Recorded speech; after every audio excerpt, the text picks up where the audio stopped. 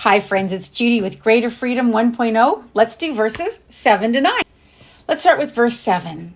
It says, I praise you because I'm fearfully and wonderfully made. Psalm 139, verse 14. Now remember, whenever you see that musical note, it represents the book of Psalms because King David loved to sing. The following clues represent verse 139.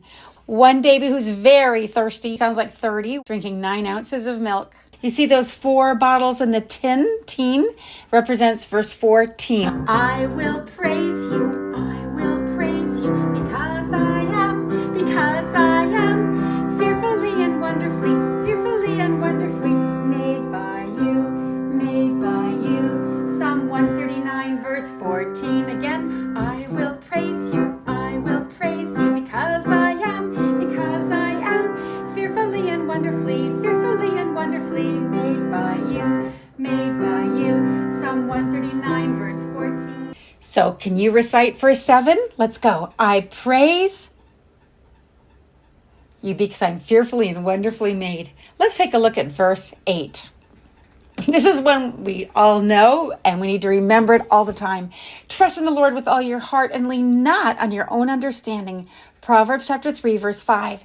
Now remember, whenever you see a man wearing a tie, he's a professor. Proverbs. 3 birds on the left, 5 on the right. Chapter 3, verse 5. Trust in the Lord with all your heart, all your heart, all your heart. So trust in the Lord with all your heart. Lean not on your own understanding. Proverbs 3, verse 5. Proverbs 3, verse 5. So let's recite verse 8. Try it. Trust in the Lord with all your heart, lean not in your own understanding. Proverbs 3:5. Well, the next one is Proverbs 3:6. It says, in all your ways acknowledge him, and he will make your path straight. Proverbs 3:6. Now remember, whenever you see a man with a tie, he's our professor, like Proverbs. And then that tree sounds like 3, so chapter 3, and sticks. The sticks make us think of verse 6. In all your ways acknowledge him, acknowledge him. In all your ways acknowledge him, and he will make your path straight, Proverbs 3, verse 6. Again, Proverbs 3, verse 6. So can you recite verse 9? In all your ways acknowledge him, and he will make your path straight. Proverbs 3, verse 6.